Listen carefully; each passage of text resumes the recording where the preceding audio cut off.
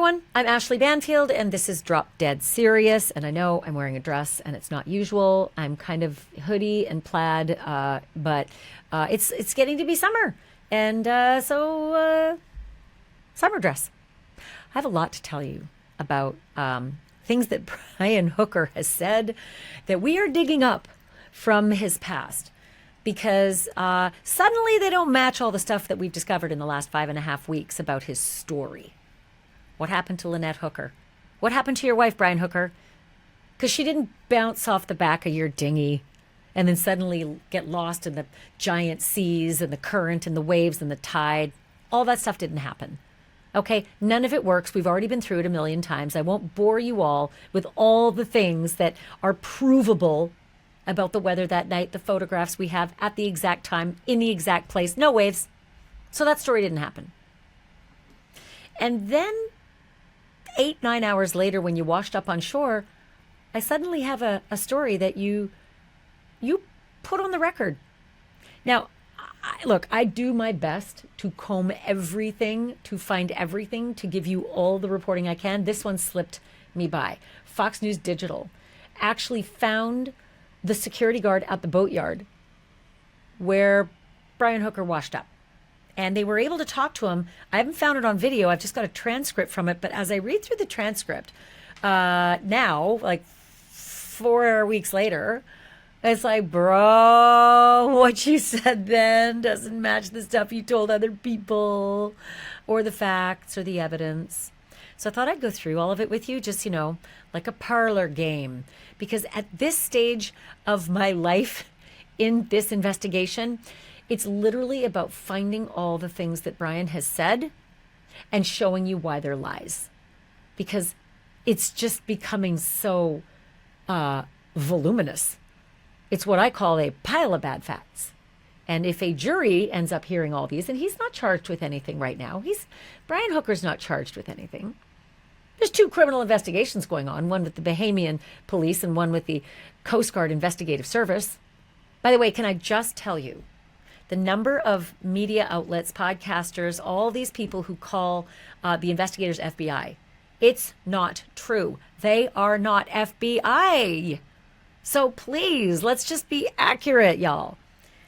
The lead investigators on this case are like FBI of the water. I mean, they are the Coast Guard Investigative Service. They are bad effing ass. They know their shit. They're doing their shit. And they seized that effing boat. They got Soulmate off the coast of Florida, and they are reaming it a new one. They are going through it with a fine-tooth comb, and it is very productive. My sources tell me things are going very, very well. The things that they were hoping were on board were on board. The way sailors who live aboard, how they might wire a boat with all sorts of electronics that, have memory and show when people are on board using power and show navigational history and show battery use and all those magical things, not to mention the Starlink on the mast.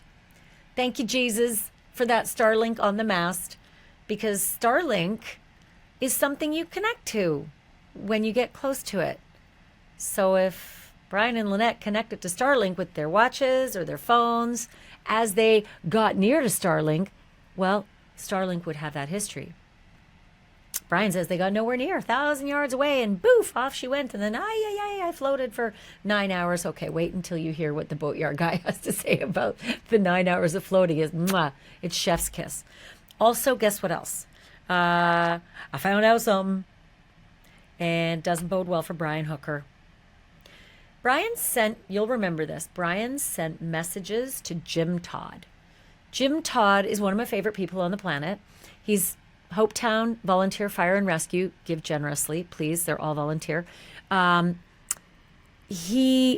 sent these text messages to Jim Todd all about the search for my wife and blah, blah, blah. But, as he was spinning all his yarn, he also sent maps. And you've probably seen Brian's adorable little cartoon map showing, well, this is where I floated. Here are the arrows. Well, I have been studying those maps like crazy because I saw they're super duper AI. So Bri was on his Wi-Fi creating maps. And I finally found out what maps he was getting and what AI he was using, because I think that's going to be a game changer. It has been for us in the past. In true crime, the Google searches have been enough to sink so many different defendants. I can't even begin to name them all, but they're delicious whenever you see their Google searches being read to them when they're either on the stand or at defense table, and then they're like counting the minutes to guilty.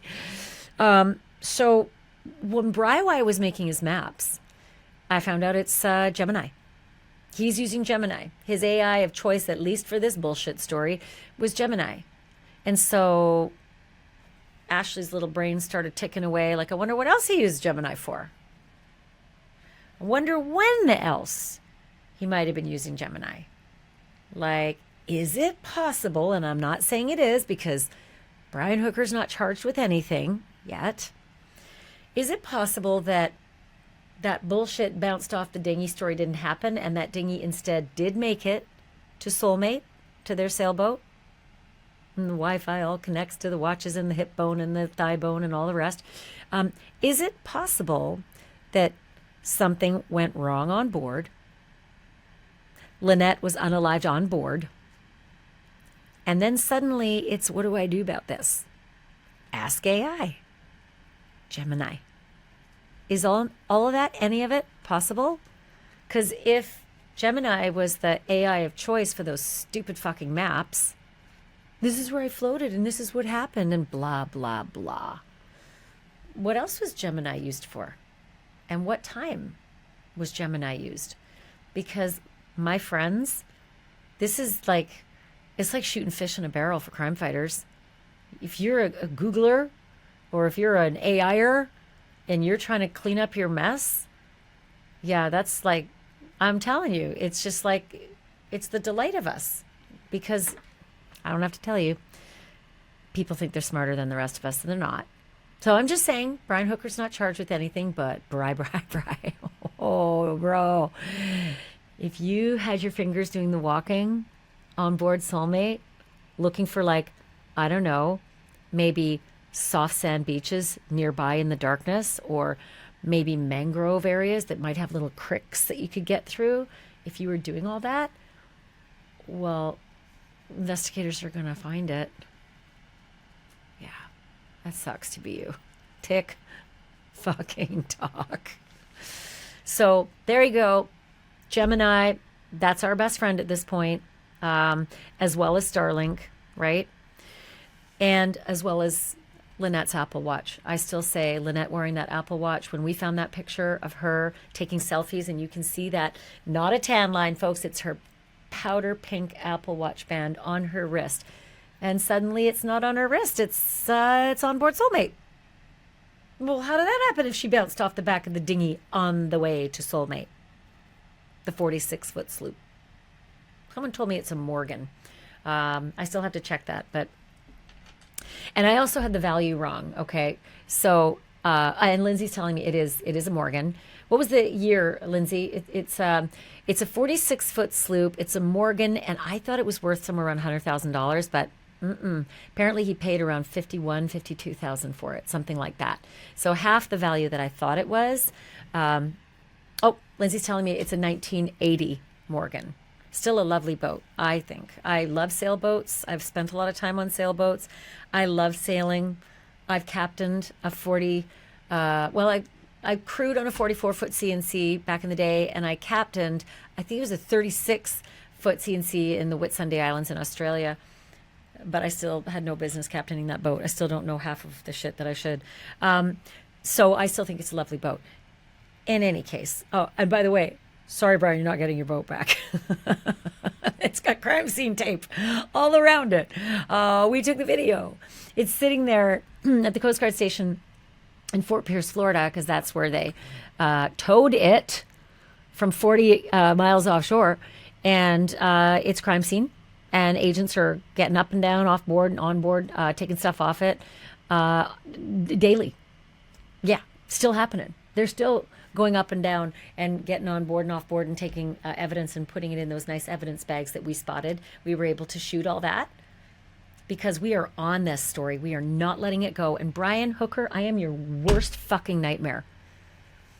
You probably thought we'd all just say, oh, wow, sorry for your loss. It must be so hard being you. Fuck you. Because we're not leaving any of these details of yours unturned, right? We're actually getting to the devil in the details because that's where they live. And so we're in them. And we're not letting go until we find all these bullshit details of yours. And I know I'm not the only one. I'm just the only one that can tell you stuff from the investigation. But the Coast Guard Investigative Service, those guys are doing the hard work. They're like 5 weeks into this. And they have been busy every single day. And I know that because I check with them every day. I check in and I find out, like, okay, what's happening? And now there's a lot they can't tell me, obviously. But I know they're working on it every day. It's what it takes when you're going to seize a boat 40 miles offshore. Got to do a little bit of legwork to know that it's coming. Poor Brian, right? He's thinking he's going to get it back. Ooh. Bummer for you, pal. Bummer for you. Okay, a couple of things I want to tell you about. So here I was searching for this guy named Edward Smith. He is a security guard overnight at the boatyard, you know. The boatyard is this big, bright beacon of lights as Brian is supposedly floating for 9 hours towards Marsh Harbor, literally seeing these bright lights 150 yards away, and then suddenly decides to go the other way. That's his story. I went and knocked on doors. Well, the only doors are through like so much tangle of like gnarly mangroves and forests and scrub. It would have taken hours and cuts and machetes and all the rest to go into the darkness. And then you would have had to go through like a creek, according to Jim Todd from Fire and Rescue. You would have had to go through like a whole watery area, knocked on 2 doors, and then no other doors, even though there's all these other doors in that subdivision. Okay. And then apparently you said something like a car, you flagged down a car and then he took off. Again, absolute horseshit. Because if you got back to the boatyard, you either went back through that tangle of hell, and you wouldn't have made it. It's 4 o'clock in the morning, pitch black. Or you would have had to walk miles out into the roadway and then miles all the way back to the boatyard. And why would you do that? Because you'd already be inland by that point. So that whole story is shit. So the boatyard guy says, yeah, this guy comes walking up. And let me just read you some things that Edward Smith told Fox News Digital when they talked to him. And I can only read you the account because I don't have any video of it, and I don't know that they had video. I don't know if they just talked to him on the phone, but whatever it was. Because as I read his account now, from everything else we've learned, it's like, oh, Brian, dumbass. You got to keep your story straight if you're going to lie. So Edward Smith says Hooker appeared exhausted and primarily asked for water. Natch, if you've been floating for 9 hours, you would be all that, bag of chips. And so the security guard asked what happened, and Hooker said they were returning by dinghy from a bar restaurant in Hopetown. Well, wasn't Hopetown. You were at the Abaco Inn. Hopetown's way further north, but okay. They got caught in rough water, and the lady went overboard. And Smith said, I asked him, so where's the lady? And he says, she's in the water. Now, these are Edward Smith's words, so I will not ascribe them to Brian. This could be his interpretation of the conversation. But effectively, that's the story that Edward Smith was being told, the security guard. But Smith was surprised by the amount of time. Because Smith asked Brian Hooker, when did she fall in? And Hooker said around 7 p.m. Do what now, Brian Hooker? 7 p.m.? Because you told the rest of us it was 8 p.m. Because it was dark. Too dark to see her anymore in the 2 to 4 foot seas, which were really glass calm because we've seen the video and the pictures. Yeah, 7 p.m. I mean, it's bright light at 7 p.m. I was there, literally in that spot, from 7 until 8, watching exactly when it got dark. And the weird thing is, it doesn't even really get dark until just a couple minutes before 8, and then it goes whammo. The nightfall just hits really, really hard when the sun gets low enough. But this dude, first of all, he says to somebody, I left at 7:30, the Abaco Inn. And it's only about a maybe 12-minute ride, dinghy ride out to Soulmate. So let's just say 7:38 or 7:36, this calamity happens and off she bounces, and the waves and the wind and the sorry. That just every time I say it I get angry. It was calm and lovely, but it's bright light at that time as well. And lots of neighbors, other boats are around. So now you're telling the boatyard guy that it was sometime around 7 p.m., a full hour before nightfall? Again, you got to get your story straight if you're going to tell a lie. So then Edward Smith, whom I love at this point, says, so I say, from 7? And you're just reaching the shore now? Which is exactly what the rest of us said. Hold the phone. You are telling us that you're drifting 4 miles without any propulsion because you lost your other oar and you lost the key because Lynette had it in her dry bag, and you had 1 oar and you're just getting to Marsh Harbor now?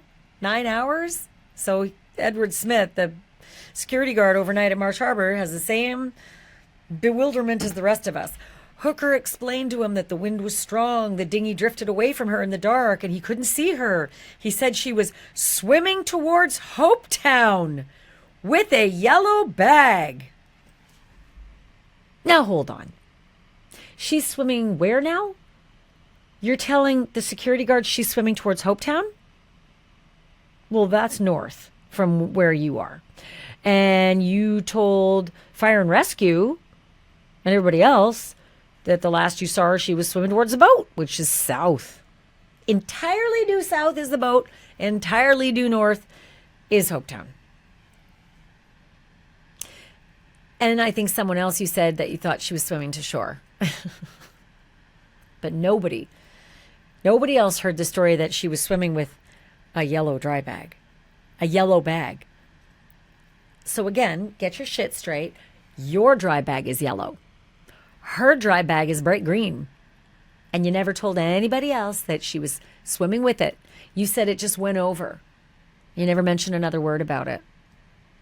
You said you threw the floaty out to her and called out her name. And to one person you said, and I never heard her voice. And then to someone else, I heard her yelling, but I couldn't make out what she was saying. Once again, get your story straight, fella.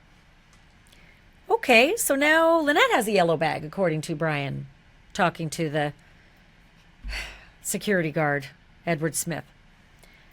Here's another rich little piece of bullshit. Hooker claimed he sent up 2 flares, according to Edward Smith. Hooker claims he sent up 2 flares. 1 boat passed without stopping. A second flare to another boat also got no response. Is that right? Because in the boating community, a flare is Mayday. It's not, oh, look, someone has fireworks. Never mind. A flare is Mayday. So you sent up 2 flares because we got word that only 1 had discharged from the flare gun found in the bottom of the boat. We also got word from shore, from witnesses, a group of witnesses, who said there was a flare that went off from Soulmate. Just 1. And some of those witnesses, according to Jim Todd, the fire and rescue representative, said it was horizontal. Now, others said they thought it was vertical. So it could be the angle they were looking at, but witness accounts can be very, very unreliable. They can be skewed. Memories are weird. Used to be that, courts relied entirely on witnesses. It's tricky now. Science ain't great. But the fact is, lots of people, a group of people, more than 1, more than 2, more than 3, as we're told from sources, saw a flare from Soulmate. Not from where this jackoff says he sent it off. He told, I believe he told Fire and Rescue as well, that he'd floated all the way to Lubber's Quarters, which is about a mile from Elbow Key, maybe 3/4 of a mile, and then threw his anchor down. Oh, because that's when you should have done it. And you're a U.S. Marine, right? X. You're an X. U.S. Marine. And no one else who's a U.S. Marine do I ever call them X, because I think once a Marine, always a Marine. But you, Brian Hooker, you don't espouse any of the principles in the honor that the United States Marine Corps espoused. None of it. So X, you couldn't throw your anchor down when your wife is, you know, being lost in the waves and the current and the tide, in the dark. So you told everybody else you were like all the way over at Lubbers and you sent off the flare, and yet witnesses say it happened at Soulmate. And now there's two? You told the boat guy there's two? But it looks like there's only one spen and the witnesses only saw one? You gotta get that story straight, fella. Okay. And the fact that no one would stop for a flare, that's the other thing. Forget it. I do want to mention that Edward Smith, the security guard, the overnight security guard at the boatyard, he saw that Brian Hooker had a yellow bag with him.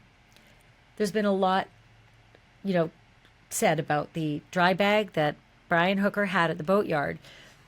He washes up around 4 a.m, and this security guard sees a yellow bag, and we know it's a dry bag, right? But as he got onto the search and rescue vessel from Hopetown Volunteer Fire and Rescue, give generously, please. There are 4 fire and rescue personnel on board. Jim Todd remembers very specifically the details about Brian Hooker getting on board. He was wearing a blue and white Hawaiian cut styled shirt in a fabric that was like fisherman or sailing, just sort of that breathable, athletic kind of fabric, but the cut of a Hawaiian shirt, blue and white pattern of some kind, as well as royal blue slides and a royal blue dry bag, not a yellow dry bag. Another of the fire and rescue personnel said they remember an aqua blue dry bag. Could be the difference between somebody thinks aqua, somebody thinks royal, but they both have this account that when he got on board, he had this aqua blue dry bag. A third representative from Hopetown Volunteer Fire and Rescue can't remember at all what kind of dry bag. Didn't see it, didn't register. But the fourth, this is the one that drives me crazy. The fourth one remembers a yellow bag. Quote, from the beginning. That's what the fourth fire and rescue representative said. Yeah, yellow bag from the beginning. Well, clearly, Edward Smith says he's got a yellow dry bag. But there's something else, because rep number 3, who said that it was a aqua colored dry bag, remembers the aqua dry bag getting thrown up onto Soulmate when they got to Soulmate and sidled up next to it and tied up so that Brian could get out on board his sailing vessel, and also a police officer could get out on board the sailing vessel, and they went down below for an hour, those two. And when they came back out, Brian left his dry bag. And the fire and rescue rep had this thought in his head, like, dumbass, you forgot your dry bag. So there was enough of a memory of that dry bag and the color of it being left on board Soulmate. Where is this discrepancy between the yellow dry bag and the aqua or royal blue dry bag? There's a piece of the puzzle missing there. If you have theories, please put them in the comments, because I am trying to figure this one out. To my knowledge, they're opaque, so it's not as though one is showing through the other. Oh, maybe I'm wrong. But 2 complete different stories about the color of the dry bag that Brian Hooker had that morning. Odd. One of them is not green, though. One of them is not Lynette's green dry bag. And there's Brian saying that she was swimming towards Hopetown with a yellow bag. What, Brian? Hopetown's north. Your boat is south. You told everybody else she was swimming towards the boat. And then someone else, I think you said, swimming towards shore. You sure didn't have that one down pat. And a yellow bag? Bro, she had a green dry bag.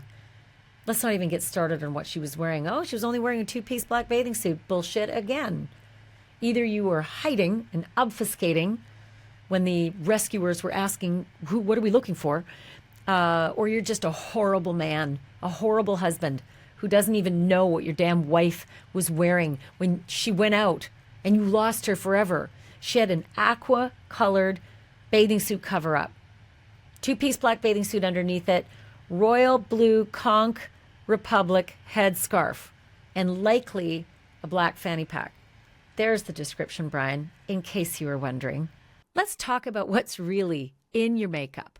Most of us spend a lot of time worrying about what we eat, what we drink, how we take care of our families, but we cake our faces in makeup full of chemicals that we can't even pronounce. Your skin is your body's largest organ, so whatever you put on it, that's absorbed. And it's why I use Toups & Company. Here's what I love. Their liquid foundation and their face primer, they don't just cover your skin, they actually nourish it. Most makeup requires constant touch-ups or it leaves your skin feeling kind of heavy and clogged, but this stuff feels incredibly light, doesn't cake, and it actually lasts throughout the day. If you're tired of using makeup with mystery chemicals, you don't have to anymore. Simplify your routine and actually feel good about what you're putting on your skin.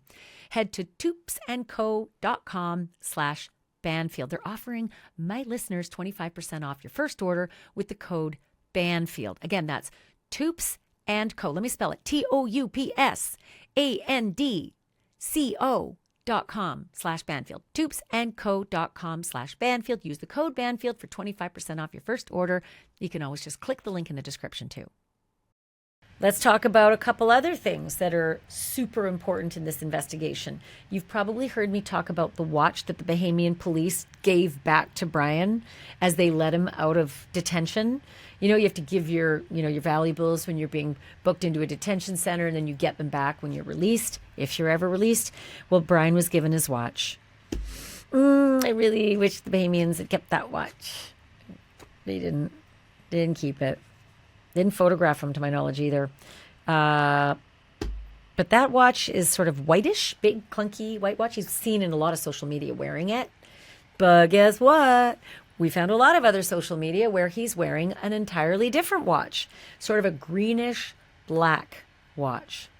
So what was he wearing that day and that night?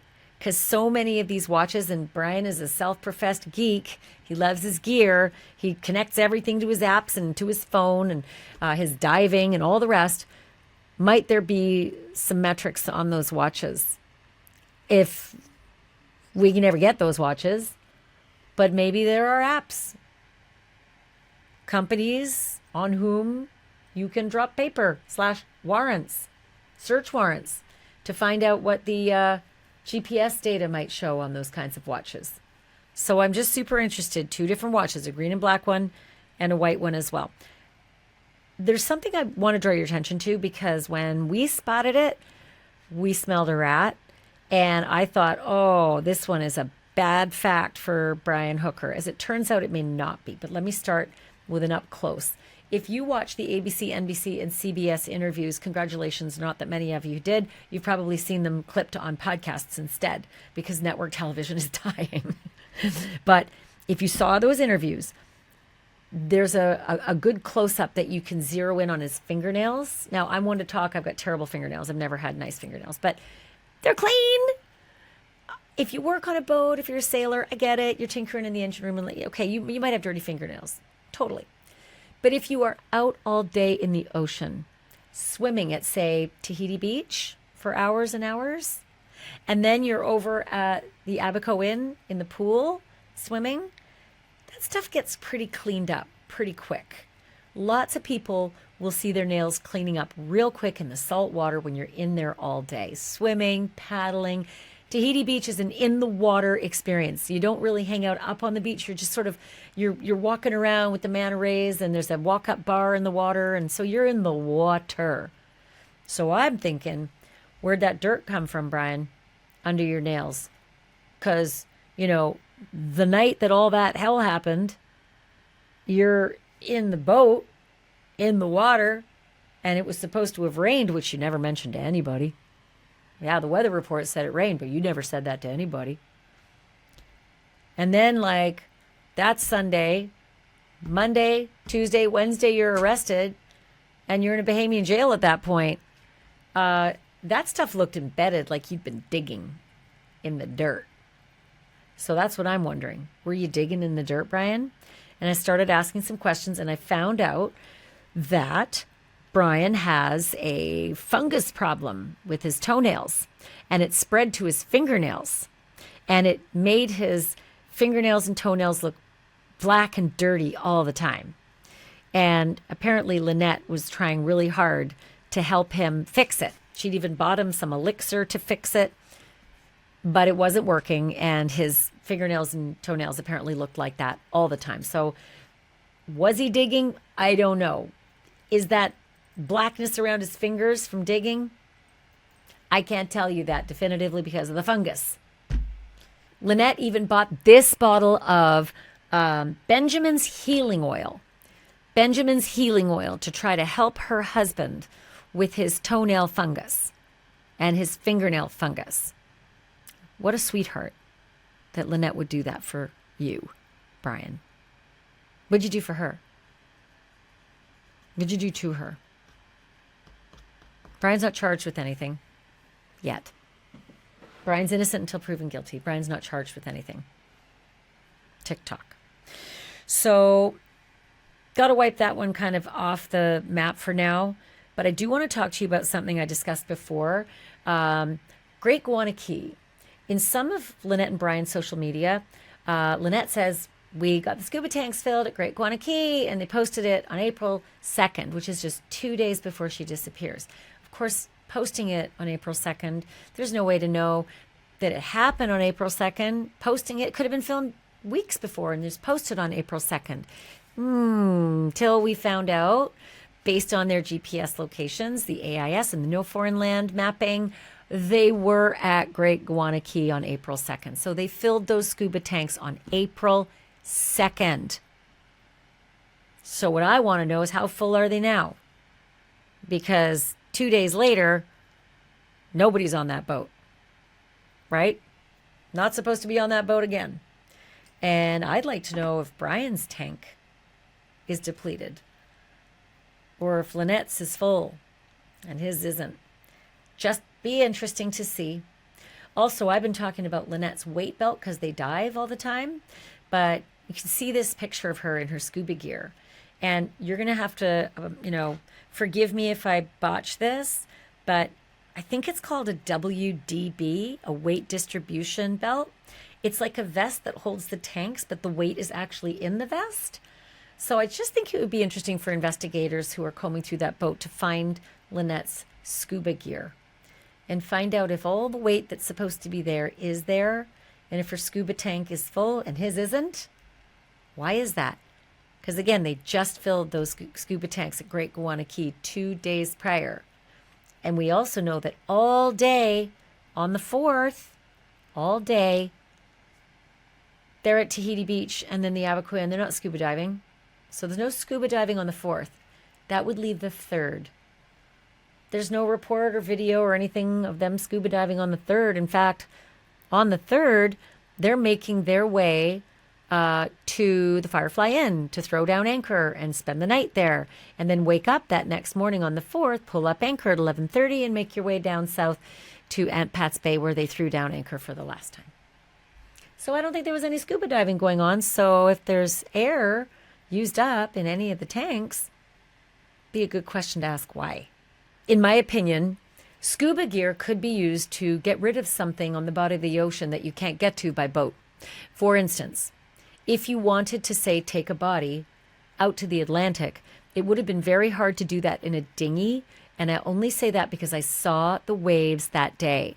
I saw how rough it is on the other side of Elbow Key, on the Atlantic side. And it would be a suicide mission to head out there in a dinghy. I mean, the rollers are huge when it's an 18-knot wind, and it's lovely on the leeward side. Hence, it's an anchorage. Anchor, because it's calm. But scuba gear is a different way to get out in the water. You know, if you say, I don't know, beach on Tahiti Beach, which is right there. I mean, it's like 1 minute away, maybe 3 minutes in your dinghy.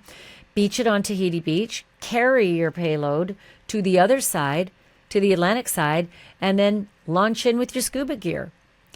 It's a theory only. Brian's not charged with anything. But these are the things that you have to wonder investigators are thinking, right? What are all the ways that Lynette could have disappeared? Because Lynette did not go overboard. Lynette did not go overboard. She would have been found in the Abacos. Everyone to a T, the locals, the search parties, the police, the fire and rescue, everyone we've spoken to, experts, all say the same thing.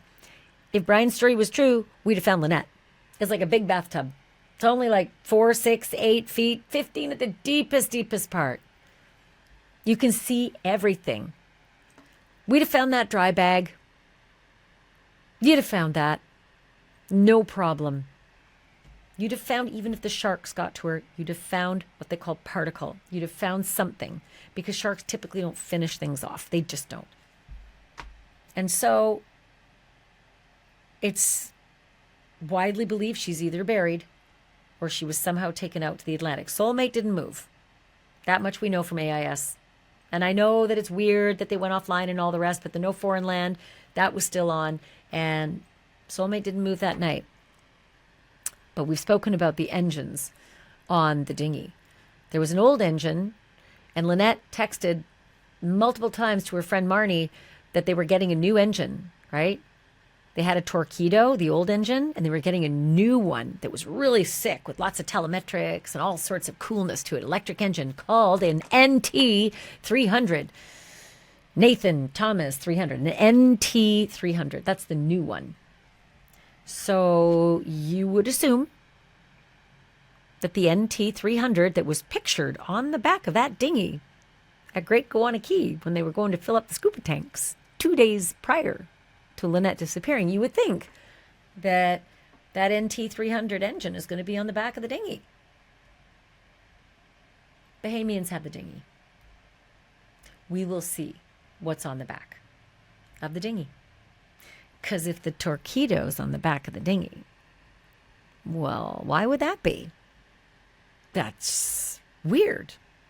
Makes no sense. You suddenly switched engines 2 days after. You got the brand new engine that you've had on for, what, almost 2 years now? Because if you've got the scuba gear and the waves are too rough for the dinghy, you could get yourself into the Atlantic in the darkness and drag your payload with, I don't know, say a weight belt or a WBD, a weight displacement belt. And you could carry your payload out and leave her. And then wiggle your little fins all the way back and skulk back to your dinghy and then put on this grand show that you floated across the Abacos. I'm just saying it's a possibility. I'm not saying that Brian Hooker did that. Brian Hooker's not charged with anything yet. Not charged with anything. Innocent till proven guilty. But these are the possibilities.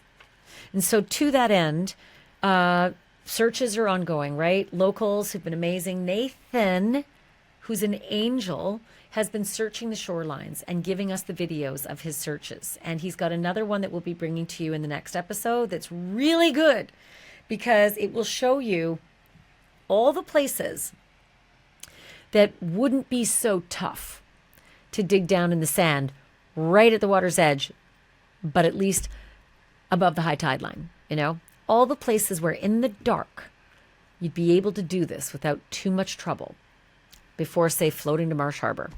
And so I'm going to bring that to you in the next episode, plus a couple of other really, really interesting little nuggets that disprove everything, really, this whole bullshit story that Brian Hooker has been feeding us. Because to that I say, tick fucking tock, motherfucker. You are going down. Your lies are unbearable. They are just unbearable. But it's a good thing that there's people like us and like the Coast Guard Investigative Service that will not let this go. Because little by little, we just keep chipping away at your pile of shit. And eventually, what's going to be left over is a big fat indictment. I feel it in my bones. Can I say it for sure? No. But I feel it. I feel like that indictment's coming. Yeah, you're not seeing Soulmate again. I think I pretty much put money on that. You're not going to see Soulmate again. So kiss that one goodbye. It's what you call evidence now. Crime scene. Crime scene tape.